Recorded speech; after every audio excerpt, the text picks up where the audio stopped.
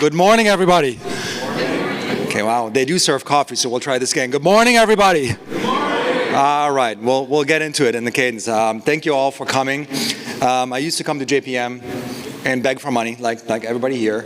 And then I briefly came to JPM as an investor, and then everybody begged me for money.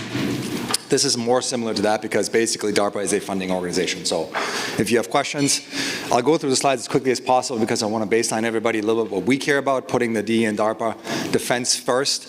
We had the split with ARPA-H. They took a lot of the actual mission that DARPA also used to prosecute, like population health, cancer, neuro, diabetes, and all this other stuff, which is great. So that's essentially now allowing us to focus on what the defense first mission means for us, and I want to share that with you. But then principally, and I don't want to bury the lead, everybody here wants money, needs money, and that's good. We want to give money. And what kind of projects and approaches do we want to give money for? That's what I want to leave you here with. I'm going to go through this quickly, then we're going to do Q&A. Going to stick around a little longer. I sort of have to push out at like 10:40 or so. So until then is what we have. So we can go to the first slide. I'll talk a little bit about DARPA origins, but basically to level set you, DARPA is an organization of the Department of Defense. It has $4.5 billion budget. That's roughly flat. Oh, clicker. Cool. It's got a $4.5 billion budget. Like the BTO is about 10% of that, about $500 million annually. We run a program portfolio of about 60 programs. The mean program length is about 3 to 4 years. It's about $2.25 billion of programs that are churning, right? So that's something that we're working with. Our program length has changed. I'll get into this. It's gotten shorter. The amount of money that we're spending per program is not. It's the same amount of money. So the question also becomes for all of you, how quickly can you digest the money and convert it into forward progress for research? Like everything is about speed. The reason that I say this is that the historical origin of DARPA is Sputnik, right? So end of '57 is when Sputnik was starting to orbit the Earth, and it turned out that actually the US didn't have quite the best game when it comes to shooting rockets up into space. And two things happened then afterwards quickly. President Eisenhower, a couple months later, authorized both ARPA, as it was called then, as well as NASA, right? So two seminal organizations in the United States got stood up in '58. Interesting point about DARPA is if you know somebody at DARPA, within a short period of time, you will very likely see that that person's not at DARPA anymore. What goes on? That same applies to me, by the way. The reason is that since '58, in the statute that authorizes DARPA, you cannot stay for more than the equivalent of 2 tours of duty, so 4 years. Why is that? Back in the time, '58 or so, we wanted to essentially not be surprised anymore.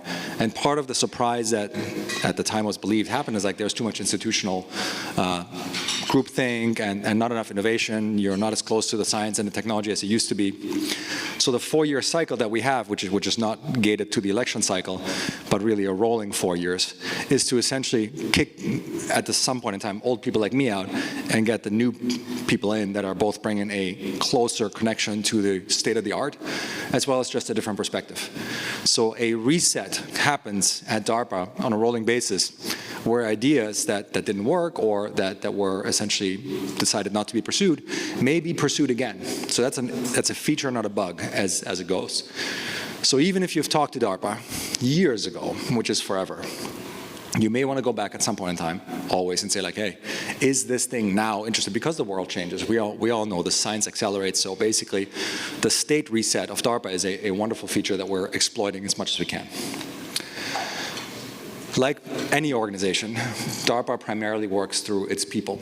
As an office director, I have very little ability to influence strategy. I can sort of set strategy, and we'll talk about that in a second, and then I can hire a few people, and I can make a couple bets, and then I'm out again. So it's interesting and humbling to understand that even when we're in an organization that actually oversees quite a bit of money, you still don't have as much influence as you think. So the selection of people, the program managers that really are at the coal phase of science and that are working with potentially all y'all, those are the folks that we're really focusing on in order to bring that speed to DARPA. So two mnemonics that we use is the problem DARPA hard, and that is actually an interesting point. My public affairs people don't like it when I say this, but we only work on the crazy problems. Crazy in the best possible way, because there are many funding organizations in the federal government, I'm sure that you either heard from, that you know, or that you're going to be hearing from in the future, that fund a lot of science along the spectrum of, okay, this is an important incremental innovation, this is a scale expansion, this is a new exploration, et cetera, et cetera. That's fine. But there's very few organizations in the federal government that work on only the absolutely craziest, hardest, borderline, or potentially actually impossible problems. And DARPA is one of them. So when I will talk to you, inevitably, I will ask you, like, why is your thing DARPA hard? What makes this virtually impossible? And the impossible part is not getting money for it, right? That's actually the easy part. The impossible part is, like, what makes it scientifically, technically, or process-wise almost impossible?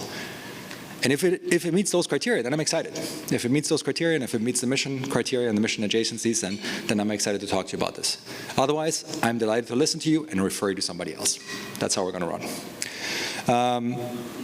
We have a surprising amount of autonomy for the DoD. I'm not from the DoD. I've never worked with DARPA before, so I'm some rando that got hired, and now is the office director running that organization. We have about 130 people in our office, 15 going on to 20 program managers, and about 100 or so support staff, which are all degreed scientists and engineers, and at the top of their fields too. So we have an excellent organization.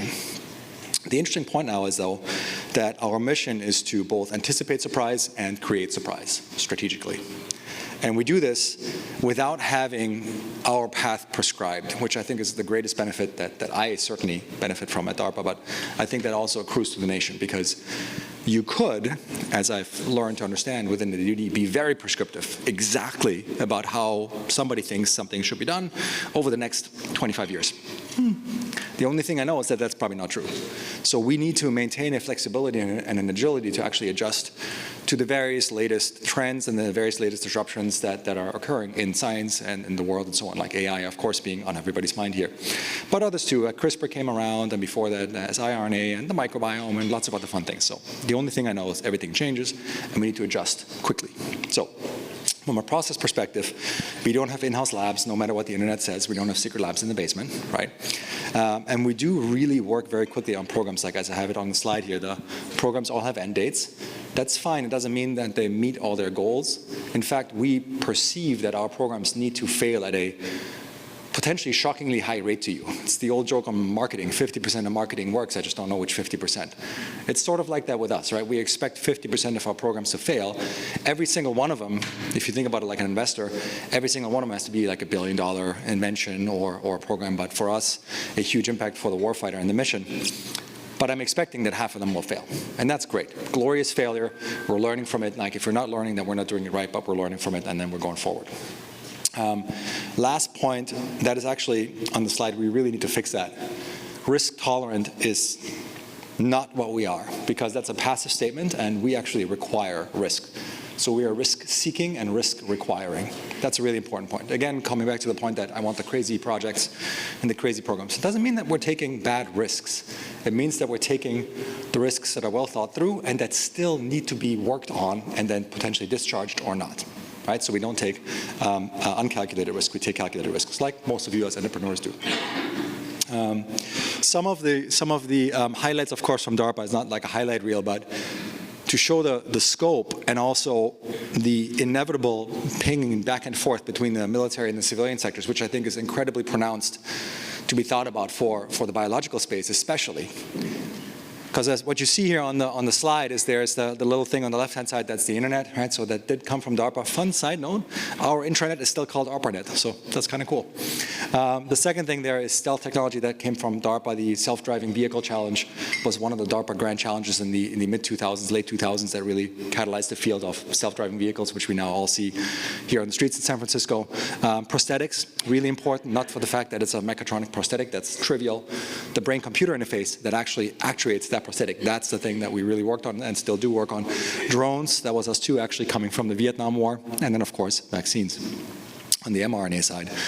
There are many more. DARPA operates in both the unclassified and, of course, the very highly classified space. As the Biological Technologies Office, we do more unclassified work, which is helpful because I can talk to you about it, but we also do some classified work. What's interesting to note now is that, as I mentioned, a lot of these technologies, if you want to build a stealth fighter, okay, I know who's going to do that for me. It's going to be Lockheed or Boeing or whatever else, and the DoD will buy it, and off you go. If you go into the biological technology space, that's oftentimes a lot less clear. Where do you get the Moderna mRNA vaccines? Well, actually, it turns out DARPA funded Moderna first money in, aside from flagship. And it took like years and years and years, and there's lots of private investment, and essentially a civilian development pathway that is both valuable and attractive economically was embarked upon. And eventually, the utility for the nation emerged when there was an actual crisis. So for us on the biological technologies office side, we have to consider what is the civilian use case for an actual medical or biotechnological innovation and invention. Because if the company considers only the DoD as its primary customer, I don't think they're going to be successful long term. It's a hard road to hoe if you want to work with the DoD. It's incredibly valuable and lucrative. It just takes a long time, and time is never a startup friend, as you all know. So what that means is that we want to partner both with the venture community, with this community here, to make sure that there is an innovation or invention or an approach that benefits our mission, and it has a strong or even stronger civilian use case, economically valuable use case, because then the company will be successful, it'll survive, and then we from the DoD can buy things. The DoD doesn't make things, it just buys things. So we need to be able to have an acquisition pathway for those kinds of technologies that we're happy to fund. So that's the thing what I mentioned. You can start on the military side with funding, but eventually you have to consider it's got to be useful on the civilian side. Otherwise, it's not likely to succeed.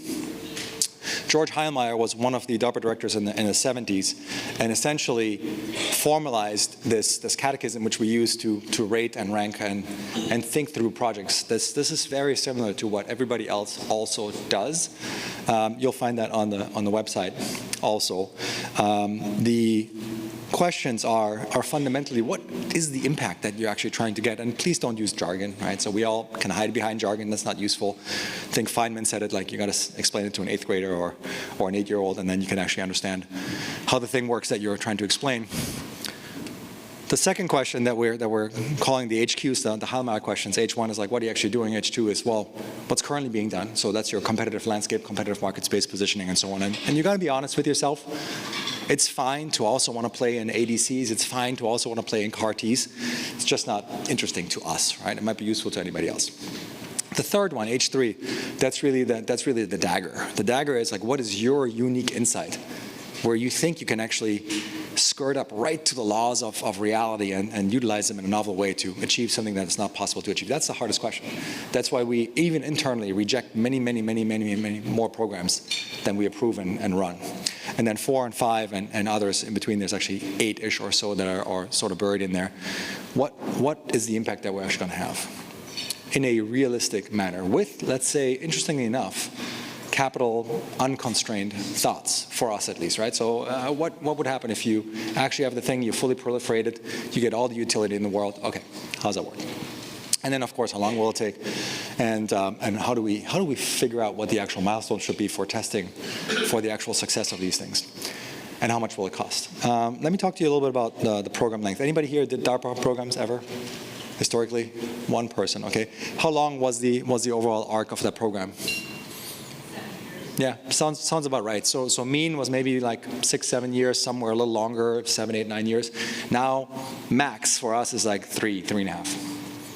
We're still going to spend the same amount of money, 25 to 100 million. Cool. You think, ooh, this is great, lots of money. Well, actually, the requirement is also that you got to work as quickly as possible, as aggressively as possible. And if it doesn't work, you may actually also not have a recovery, because we're just going to say, like, thanks, next. So it is not easy to work with DARPA. Incredibly valuable. I'm obviously biased, but it's a different pace that you think you might be working at, and it's a different reality that you also have to deliver as aggressively as possible against your milestones. And then also, honestly, like, you know, our approach is not working. Stop. That doesn't mean that we're not going to work with you again. In fact, we like that. We like when somebody says, like, we tried this, it didn't work. Cool. That is, as I mentioned, expected value. So that's a part about our program length and such. Happy to talk to you more about it. We talked about this more, and there's always more that you can look at it, but it's not so necessary.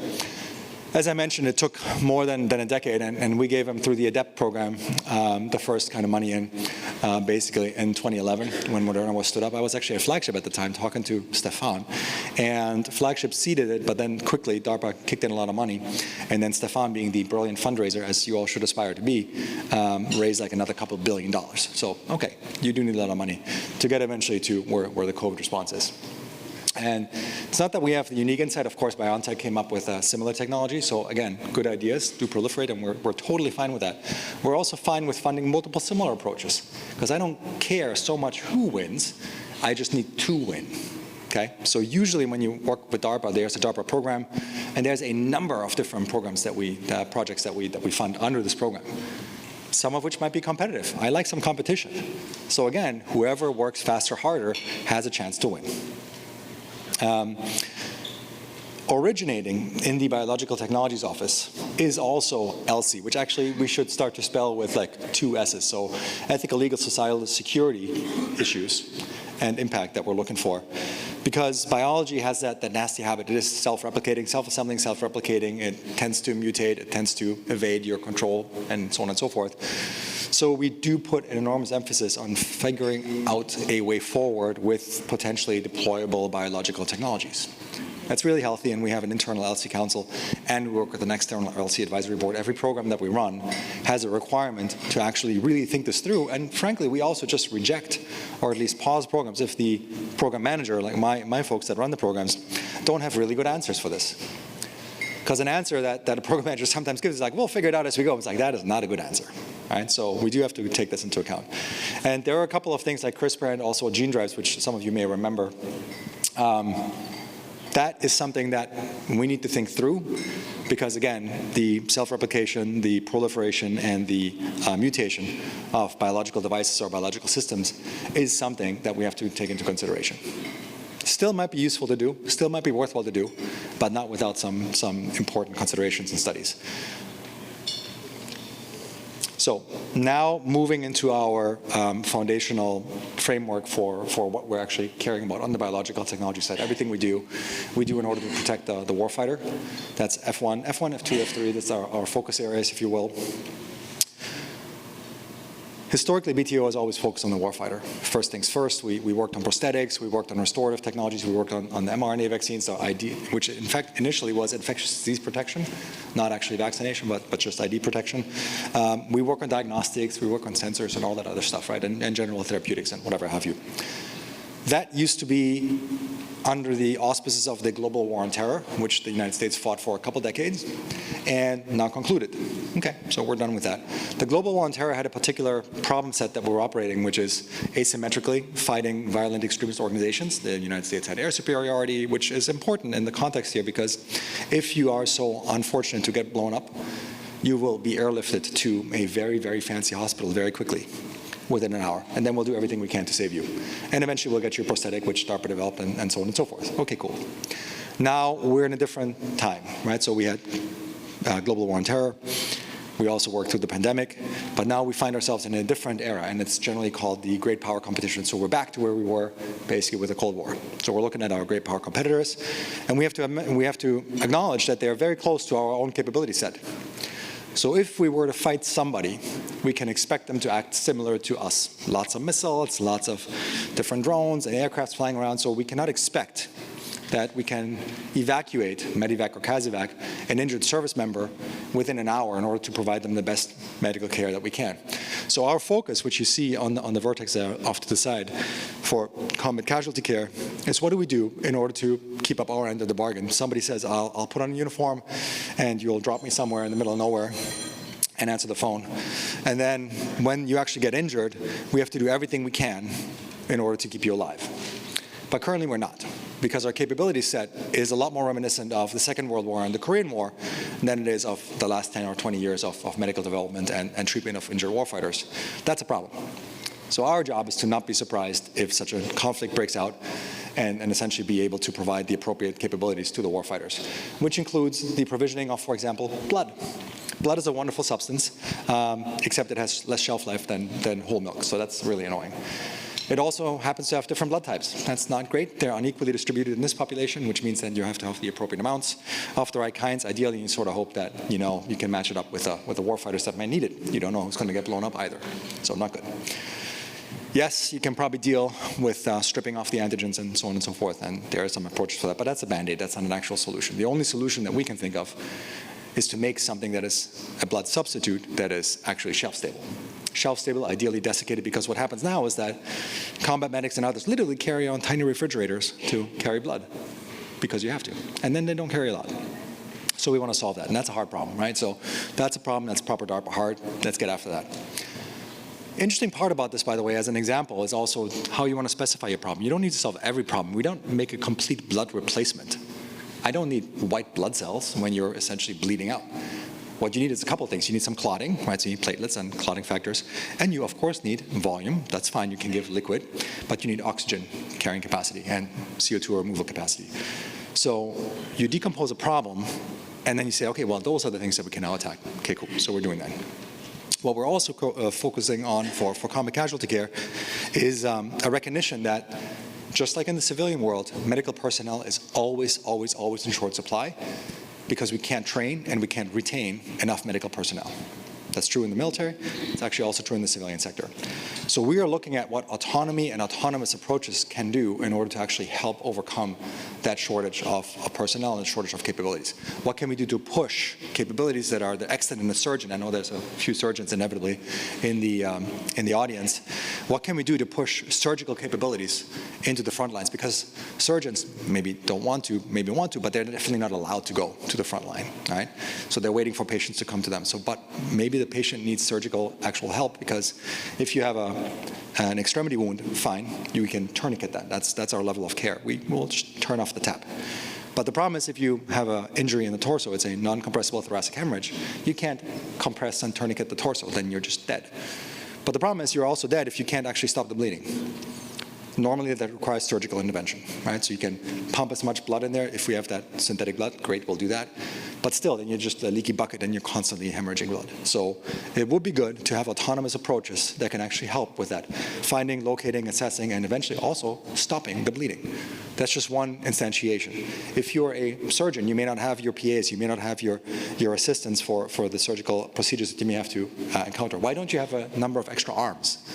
Right? That would be great. And then extra arms, we have vision, assistance, and everything else. So thinking about what autonomous and autonomy in medicine can do in order to overcome the limitations and or the overload of the system is what falls on the warfighter. We're, of course, also thinking about medical countermeasures, not against cancer, against some of the nastier things that you may not be as familiar with, like biological warfare agents, chemical warfare agents. That does fall into our remit.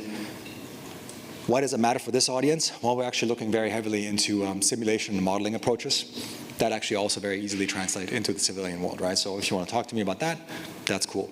On the second hexagon here, on the warfighting side, that is generally how do we support the mission, right? So you need to project force, you need to pursue the national interest, how do we support that? And for that one, it's actually contested logistics, as you see on the offside there. We can assume that just as we have a problem evacuating somebody because of anti-area or area denial tactics, we also may have problems resupplying somebody. This also applies to medical supplies, right? Obviously, in Ukraine, we're seeing an enormous surge in antibiotic resistance infections due to the unequal, uneven, and or poor administration and or administratability of antibiotics. So you survive getting blown up, congratulations, you still may die from infection. Unacceptable, but unfortunately also currently, because of logistical challenges, unavoidable. So thinking ahead that we may have to actually manufacture medical supplies or other types of supply in station, like on station, in theater, is one thing that we're pursuing. So the United States military takes a lot of plastic with it. That's like plastic wrapper and other things like that. All valuable hydrocarbons. Can we reform the hydrocarbons? That's not this audience, but from a biotechnological perspective, very, very important to consider what can we do with that, for that, and at which scale. Lastly, I'm going to close with the data factories here on the foundational technology. That's, of course, we think about AI. We think about what AI can do for us. We think about how can we assess AI in terms of its veracity, in terms of its threat that it presents. But we also think about what limits us. Within the triangle of AI, we certainly do have compute and algorithms on one vertex, energy considerations on the second vertex, totally true. On the third vertex, data. And you may have listened to some of the things that Ilya Sutskever said over at NERBS. We're already running out of data, quote unquote. We're not running out of data. But we've used all the data that is reasonably easily accessible to train, and therefore there's no additional informational value or training value embodied in this data set. That's a problem. I think in the biological space, that's extra a problem because we're all full of data. There's an enormous sea of data that I see here when I look at this audience, but we can't easily get to it. We can sort of kind of get to it with a lot of effort and a lot of money and a lot of technical skill. And then the data actually may still not be super valuable for anybody else because we don't do as well as we should in terms of making our data interoperable and or long-term valuable. So we think about what we need to do in order to generate data at rates that far exceeds what's currently possible in order to generate training data that then can be used to generate foundational models or other insight models that allow us to then go forward towards simulating biology more as opposed to essentially running experiments and trying to model what the actual outcome was. So that all falls under that. We're also thinking about generally approaches for simulating binding or energetics in terms of the calculations that molecular dynamics simulations nowadays do, but very slowly. That's why nobody runs them, because you have to wait weeks for like a nanosecond to compute, and that's not useful. That's why you still run experiments. But if you change the delta between the real time and the sim time, then it might become more useful and become more of an accepted practice. Okay, so we talked about all of this. Maybe a couple more things about the warfighter, because I think that's the closest part for us here, for this audience. We care about diagnostics. We care about therapeutics. We care about surveillance and detection, because the diagnostic is great if you know what you're looking for. If you don't know what you're looking for, you need different approaches. We're curious what people are thinking about. When we're talking about therapeutics, by the way, prophylactics, much better than therapeutics. So I'd encourage everybody to think about what we can do in terms of prophylactics, because there's a different mission set that benefits the warfighter, obviously, mainly, by being able to take something and being protected than to be exposed and need to be treated, right? So that's a different problem. We're also talking about delivery a lot. One of the programs that we kicked off is probably close to the heart of many people here. It's called the Hermes program. It's a delivery program. Human body delivery program. We have lipid nanoparticles, we have AAVs and everything else, and as long as you want to target the liver, everything's good. Sure, there's some other slightly more nuanced ways to think about this, but by and large, I think that's true. So we lack a comprehensive, addressable delivery solution for a given address in the body, and we also lack the ability to target the entire body with the appropriate perfusion, right? So one of the problems that we also think we have is, if you're exposed to something that's really nasty, that may be everywhere or is everywhere in your body, okay, how do you, as quickly as possible, get everything through it? Yes, you could say, like, I'm just going to inject an IV and let the circulatory system do its job. Yeah, it's fine. That's one approach. But that actually might not be the solution, right? So we're thinking about what we can do here, and we're excited to be partnering with a whole bunch of folks that are kicking off on this. And that's not the only program that we're going to run in this space. So if you want to think about delivery, that's certainly a part of the problem complex that needs to be solved, and I think it's obviously translatable, maybe even primarily useful to the medical establishment. We've talked about this a little bit and here. So one last thing on the data factory side, we're also thinking, of course, going forward about what we can do with these types of data sets. One of the benefits of being on the federal government side, like, I have no horse in the race. Like, I just want to win. So the utility of generating large data sets and making them actually available is that we all start to sing from the same hymn sheet. Like, we actually are not debating, my data is better than your data. And you don't have to convince your friends in BC, like, yeah, I'm going to spend the first $50 million of the $51 million round on generating data. But actually, okay, there is data. I have a specific insight that I can use these data to do X, Y, and Z, and we can agree or disagree, and then you just go. So one of the things that we want to achieve is to create more shareable data sets, which also should be protected as national assets, but they need to be accessible. Otherwise, the utility, again, is low. So that's the thing that's really important to us. That's maybe the last part about the data. There is a difference between how we treat data and how other folks on the adversary spectrum treat our data, unfortunately, because we have some data and they have some data, and sometimes it ends up that they also have all of our data. I'm sure you're familiar with 23andMe. Anybody here did 23andMe test? Okay, a few. Do you feel good? It's 2,200 hours. Like, do you know where your data is? Right? The answer is you probably don't. And the short answer for them is they probably also don't. So as a recognition, as a society, we've grown, at least in the prior decade and a half, accustomed to sharing data or to consenting to giving our data to other institutions. Turns out that not everybody has the ability to protect these data equivalently. So there are some executive orders that have been drafted that take an approach to changing that. But it is a problem, because it is you, and it's data that is pretty immutable. It's not like the hair color that you may change or the hair that you may shave off. It is very different for you to actually be completely sequenced and then somebody has your sequence. Okay, I'm not sure what that means from insurance companies to everything else, but I don't feel good about it. So controlling data is actually not quite a human right, but it's certainly a human impulse that I have for my own data. And we want to consider what that means. We talked a little bit about this. There's actually a company, a not-for-profit out of Berkeley that starts to look at data and insufficiency and everything else. And this is already outdated. It's been from a couple months ago. And we're rapidly approaching essentially the companies called Epoch AI. Highly recommend you subscribe to their newsletters, free and very insightful. Good people. So these are all for textual data. Image data is a little bit better, video data, again, still a little bit better. There's still more. Having said that, on our side, there's, I wonder if we have this here. Yeah, okay, so biological data. The biggest, quote-unquote, trained model that probably has already been exceeded by the ARC Institute, but I have the numbers in my head for ESM3, so evolutionary scale, is a company that was founded out of Meta, of all places.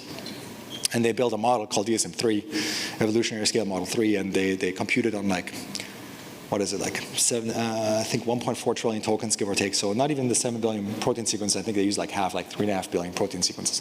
Sounds like a lot. It's actually not, because comparatively speaking, the other models are trained on, again, billions and eventually trillions of words and so on and so forth. And yes, I know a sequence is not a word, so we can argue about the information content of each. But there is a quantitative difference between how much biological data is certainly easily accessible and openly accessible, and that number 7 billion is from the post that they did in there. I think that's where the reference is on the bottom. It's actually pretty comprehensive. And it's mostly sequence data, by the way. So we care about sequencing things because it should be high throughput. It sort of is with genomic sequencing. What about protein sequencing? Doesn't sort of work, right? So what we've done over the past couple of decades is we've over-indexed on genomic sequencing. We do everything we need to do in order to transcribe, translate in silico, and we call that the proteome. That's not even real. So really what we're looking at is a highly biased data set, not just from the selection of the targets, but actually also the type of data that we're generating. That's not good. So what we need to do is, within the context of generating the right amount of data at the right velocity with the right variety and variance, is that we need to take into consideration that we may need new base technologies that allow us to do, for example, protein sequencing, single cell, everything, whatever have you. So those are the kinds of things that we're really interested in, that we're definitely going to do, because we're basically already computed out. Like we've used all the publicly available sequences, and that's sort of where we got. So. Last part here on the data factory is data, software, hardware. We've talked about it. It's interesting to consider what a data factory is. The data is the product. So I'm not sure it's a commercial entity. I'm not saying that somebody should go and start a company here. Maybe you're cleverer than me and you can figure out what the business model is. But there's very likely utility and a public good to actually have these types of entities that generate large amounts of data that is accessible to the public. I'm going to close here. This actually is some of our focus areas on the AI side. We actually did this event in end of December. Anybody here from the AI BTO cohort? Right on. So we did contracting reasonably single day, which is an interesting existence proof for the federal government that you can actually strike a contract in a day, which normally takes like 9 months to infinity. So our contracting folks didn't really like us for that, which is fine. That's how you know you're doing something right, because you're dislocating them from the traditional approach. Because you start asking why is it not possible? The answer is, well, actually it is possible. It's not always pleasant, and we didn't do it in the most efficient way, sure, but it's actually possible. So we did, and we didn't just do one, we did 42 of those contracts, and those were 3 to 6 month projects that have kicked off and will conclude in the next couple of months, where we focused on a number of different areas. Principally to see that can you generate a little bit of data? Can you generate a little bit of data that is sort of interesting, because it's a way for us to engage. So as we're doing these things again, be on the lookout for these types of events and these types of mechanisms, because we're quickly kicking over a couple $100K to work like 3 to 6 months. And get some readouts on the data, and also to figure out who can we work with. Do you work fast enough? Do you work aggressively? Are you clever? Those are the kinds of people that we want to work with. Again, the projects don't necessarily have to work. That's not the point. The point is like, hey, we tried all this, it failed. Great, you were good to work with, let's work some more together. That's not that hard. Okay, a couple of highlights to give you a flavor. These are unclassified programs. Obviously, you will also find them on the website. This is an interesting approach to deal with the problem/current practices where 10 out of 10 long-range bomber and fighter and tanker pilots prefer amphetamines over Adderall, and that's accurate, and it really works. Why do they prefer it? Because it works so much better. The problem is it's still amphetamines, as we know. It's not good for you. It's really not. So one of the things that we figured out, and our program manager, who's a former faculty from Johns Hopkins, like, hey, why is it so bad? Well, because of course it hits all the brain structures you don't want it to hit, versus the brain structures that you want it to hit. And I was like, oh, okay. So that's a precision pharmacology problem that we're trying to address here. In a combination, and you see the little graphic in the middle there, having a photocaged molecule that can be reversibly activated and deactivated. And then, of course, you need to have an array somewhere in the helmet of the pilot that allows you to activate that in the structure of the brain that you really want. That works for us because it's really the problem that we're trying to figure out. The pilots don't need to be on amphetamines all the time. They need to be on it at certain periods of time and then really, really not. And ideally also, never in the areas of the brain that you don't want, like the hippocampus. So what's interesting now is basically this problem generalizes to all of neuropharmacology. Like, neuropharmacology is as good as it is right now, but wouldn't it be better if we don't take a brain and we dunk it into vat of chemicals and then we see what happens, but rather, okay, well, we only want it to work here and not over there. So that's something that we're excited about and happy to push that out into the real world. Switch is on the F2 side, so that's F1, this is F2, where we're actually saying, hey, actually biomanufacturing facilities are usually like single product, single source, single everything in terms of the actual ability to be modularly employed to do anything. The answer is usually they're not able to be doing anything else except the thing that they're designed for. So can we be taking existing facilities, because we don't want to change the steel, can we do something on the software or wetware in order to work that out better? And that's a really interesting program that's kicking off soon. If you're interested in talking to the program managers, I think the end of January is when that is happening, somewhere in DC. And last but not least, F3, simulation program, simulating microbial systems. Can we actually simulate an E. coli cell? The current answer is still no. And we're going to try a couple new approaches to actually do this. Obviously, from our perspective, we really care about biosecurity and threat assessments. When you have an unknown agent, this is why I care so much about SIM. When you have an unknown agent, what you do is like you talk to the good folks at Fort Detrick, Maryland. They have a BSL-4 facility, right, US AMRID, and they're going to stick it into a high containment facility, and then they're going to talk to you in like a year or two and tell you what it was. That's not ideal, right? So that doesn't work at the pace and or the scalability that we actually need in order to be safe, whether it's a man-made or a naturally occurring potential threat. And then, of course, it accelerates medical countermeasurement development and robust supply chains and so on and so forth. So all good. That's more on the warfighter side. I'm going to skip this one because I want to get to questions. So please.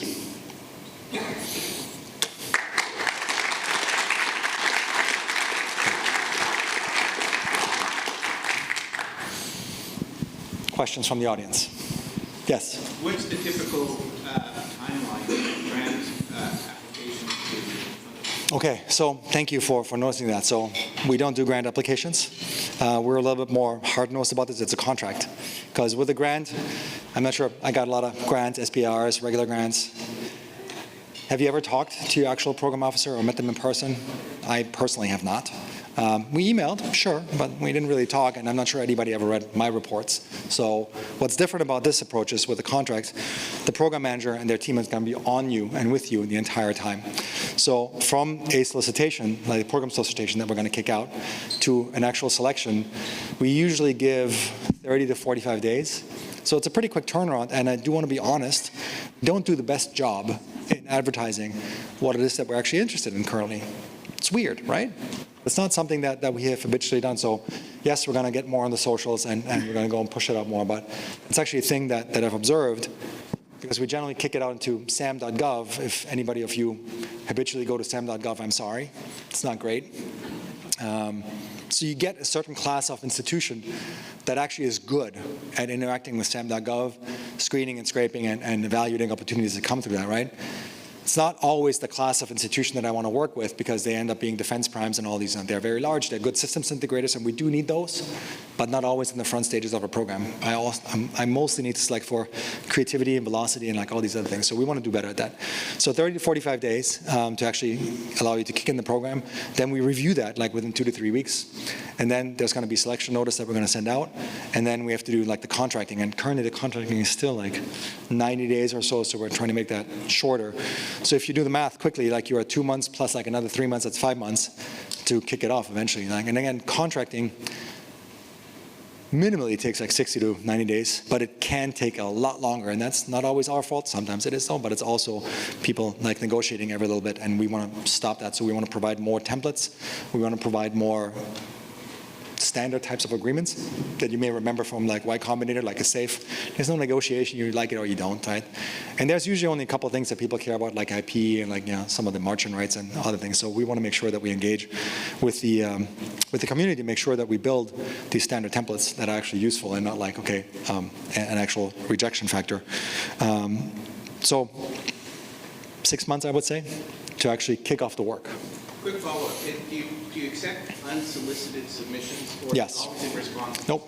We do have an open, continuously open BAA, but it's a little bit like cold emailing a VC. It's not the highest success factor.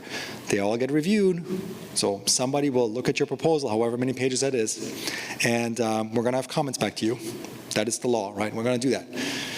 But it's much better, and this is also part of the requirement, to actually start to get to know your program manager. So unlike other folks at the NIH and NSF, which are not habitually interacting with the community, our people must and do.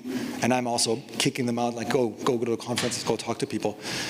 You should be able to find them on LinkedIn. You should be able to utilize the web interface, which is not awesome because it goes through a form submission and so on and so forth. But please, find me, find others. Let's go and talk to them.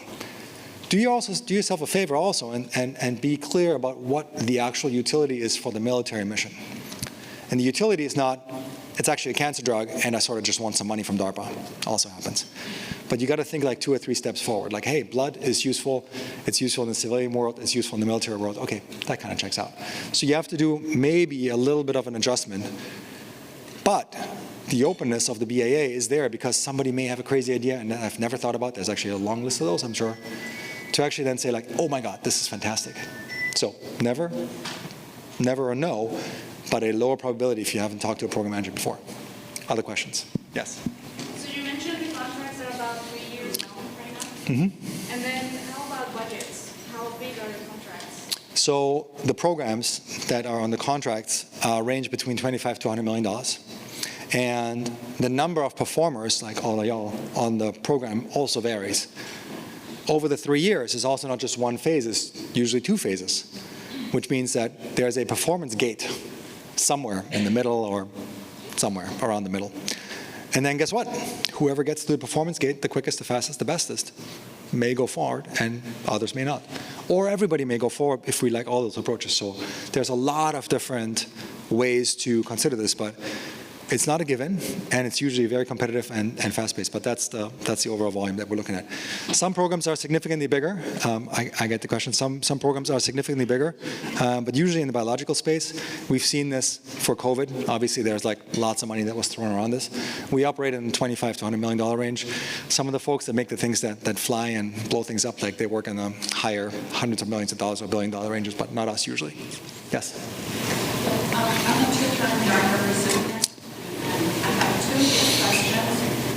Number 1, is there a way to submit a proposal that needs to be confidential?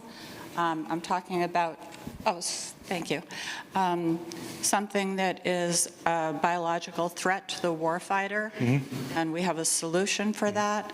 But if it were made public, it could be a potential biological warfare agent.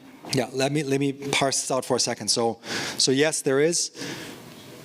I think we want to use a different word. So what you're saying is actually, because everything that you send to the government is treated confidentially. So we can share it inside the government, but everybody's under obligation, can't be released and so on and so forth. Other people can FOIA it, you can then redact it and so on and so forth. So that's a confidentiality mechanism. What you're saying is much closer to the classified problem, right?